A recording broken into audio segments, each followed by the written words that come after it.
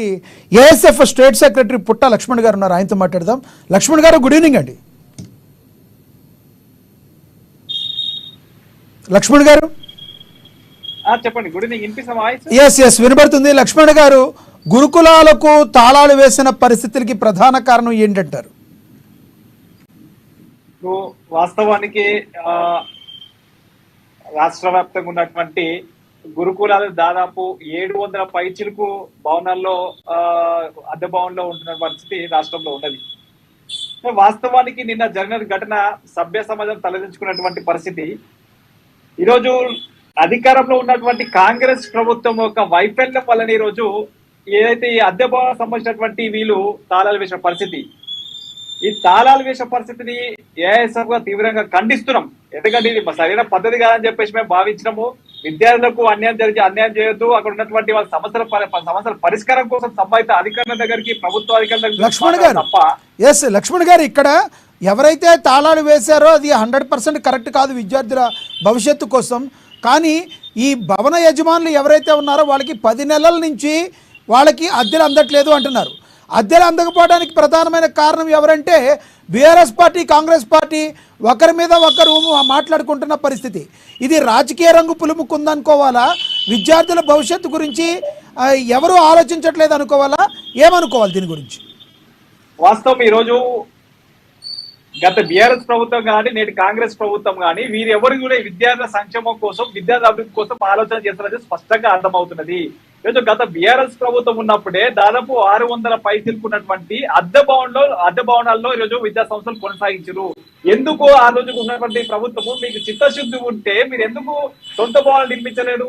ఎందుకు అద్దె భవనాలు పెట్టి మీరు కిరాయిలు చెల్లించినారు? అంటే ఈ రోజు గత ప్రభుత్వం విద్యార్థులు పట్టించుకోలేదు, గురుకుల సమస్యలు పట్టించుకోలేదు. కాబట్టి ఈ రోజు ఆనాడు జరిగినటువంటి ఎన్నికల్లో కాంగ్రెస్ ఏం చెప్పింది ఎన్నికల హామీలో?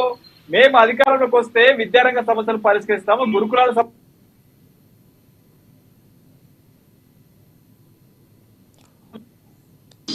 అంటే విద్యారంగం ఏదైనా మేము పరిష్కరిస్తామని చెప్పేసి కాంగ్రెస్ పార్టీ నాయకులు చెప్పడం జరిగింది. చెప్పిన విధంగా వాళ్ళు అధికారంలోకి వచ్చి 10 నెలలు పూర్తవుతున్నా కూడా కనీసం విద్యారంగ సమస్యల పైన కనీసం సమీక్ష నిర్వహించే పరిస్థితి రాష్ట్రంలో కనపడతా ఉన్నది. అంటే విద్యాశాఖ మంత్రి లేని పక్షంలో విద్యాశాఖను కూడా ముఖ్యమంత్రి రేవంత్ రెడ్డి దగ్గర పెట్టుకున్నా కూడా మేము విద్యార్థులకు న్యాయం చేస్తామని అందరూ భావించరు.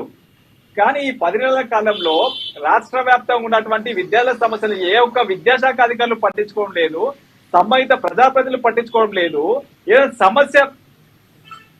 ఏదైనా సమస్య ఉందని చెప్పేసి ఎవరైనా అధికారుల దగ్గర తీసుకొని చెప్పుకోలేని పరిస్థితి రాష్ట్రంలో కనపడే సంబంధించి ఇది ఉమ్మాటికి గురుకులాల్లో ఉన్నటువంటి ఒక తాళాలు వేయడం చూస్తే స్పష్టంగా ప్రభుత్వ వైఫల్యం వల్ల జరిగి చెప్పి స్పష్టంగా అర్థమవుతుంది. కాబట్టి నిన్న జరిగినటువంటి ఏదైతే మన బట్టి విక్రమార్క గాని లేకపోతే పొన్నం ప్రభాకర్ గాని మీరు ఎందుకు ముందస్తుగా మీరు ఎందుకు స్పందించలేదు? ఈరోజు అదే గురుకులాల్లో ఎన్నో రకాల సమస్యలు ఎదుర్కొంటున్నారు. విద్యార్థులు స్వచ్ఛందంగా రోడ్ల మీదకి వచ్చి రాస్తారోకలు, ధర్నాలు చేస్తున్నారు. అంటే అప్పుడు మీకు సమస్యలు కనపడలేదా? మీరు ఎన్నికల్లో ఏం చెప్పారు? ఎన్నికలు చెప్పిన విధంగా మీరు అధికారులకు వచ్చిన దాని మీద ఎందుకు స్పందించలేదు? ఎందుకు సమస్యలు పరిష్కరించాలని ప్రశ్నిస్తున్నాము. ఇంకో విషయం, చాలా దారుణమైన విషయం ఏంటంటే గురుకులాల్లో 8 సంవత్సరాలుగా మెస్ ఛార్జీలు పెంచలేదండి. మరి దీనికి ఎవరు బాధ్యత వహించాలి సంబంధించి? గత ప్రభుత్వం యొక్క తప్పిదాలు ఉన్నది. తప్పిదాలను విద్యార్థులు తీసుకుపోయి సంబంధించి ఈ రోజు సంబంధించిన అధికారులు కాంగ్రెస్ ప్రభుత్వంలో అదే పద్ధతిలో వ్యవహరిస్తా ఉన్నది. అంటే సరైన పద్ధతి కాదని చెప్పేసి మేము భావిస్తున్నాం. కాబట్టి ఏదేమైనా రాష్ట్ర వ్యాప్తంగా ఉన్నటువంటి గురుకుల సమస్యలు కానీ ఇతర విద్యారంగ సమస్యలు కానీ వెంటనే పరిష్కరించే విధంగా చర్యలు తీసుకోవాలని చెప్పేసి కాంగ్రెస్ ప్రభుత్వం డిమాండ్ చేస్తా ఉన్నాం. రైట్, మళ్ళీ వస్తాను సార్ మీ దగ్గరికి. మీరు లైన్లోనే ఉండండి, మళ్ళీ వస్తాను.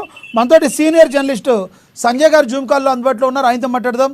సంజయ్ గారు, గుడ్ ఈవినింగ్ అండి. Good evening. సంజయ్ గారు, బీఆర్ఎస్ పార్టీ కాంగ్రెస్ పార్టీ మీద, కాంగ్రెస్ పార్టీ బీఆర్ఎస్ మీద ఒకళ్ళు రాజకీయంగా మాట్లాడుకుంటున్నారు తప్పితే విద్యార్థులను గాలికి వదిలేశారని చెప్పి ఏఎస్ఎఫ్ నాయకులు కానీ ఎస్ఎఫ్ఐ నాయకులు కానీ మాట్లాడుతున్న పరిస్థితి. దీనిలో వాస్తవం ఉందంటారా? ఉంది. ఏదైతే విద్యార్థి సంఘాలు ఆరోపిస్తున్నాయో దాన్ని తప్పనిసరిగా మనం అంగీకరించాలి. ఎందుకంటే ప్రభుత్వాలు కూడా ఎప్పుడు కూడా ప్రజలకి అధికారంలోకి వచ్చిన తర్వాతకి ప్రజలకి విద్య, వసతి, వైద్యాన్ని ఈ మూడింటి పైన తప్పనిసరిగా వాళ్ళు బాధ్యత తీసుకొని ప్రజా ప్రయోజనాల కోసం వాళ్ళు పాటుపడాల్సిన అవసరం ప్రతి ప్రభుత్వానికి ఉంటుంది. ఇందులో ప్రధానంగా చూసుకుంటే వైద్యాన్ని చూసుకోవాలి, అదే విధంగా విద్యను కూడా చూసుకోవాలి. ఏదైతే బృహత్తర కార్యక్రమంగా ఏది ప్రారంభించారో తెలంగాణ వ్యాప్తంగా దాదాపు 2022 నుంచి ప్రారంభించిన దాదాపు 981 దాకా గురుకులాలు ఉన్నాయి.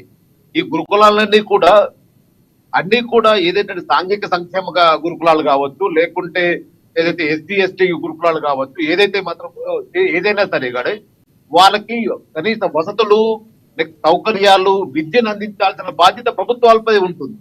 ప్రభుత్వాలు మీనామేషాలు లెక్క పెట్టకుండా ఒకరిపై ఒకరు ఆరోపణలు లేకుంటే విమర్శలు చేసుకోకుండా విద్యార్థులకి మంచి చదువును అందించాల్సిన బాధ్యత వారిపై ఉంది.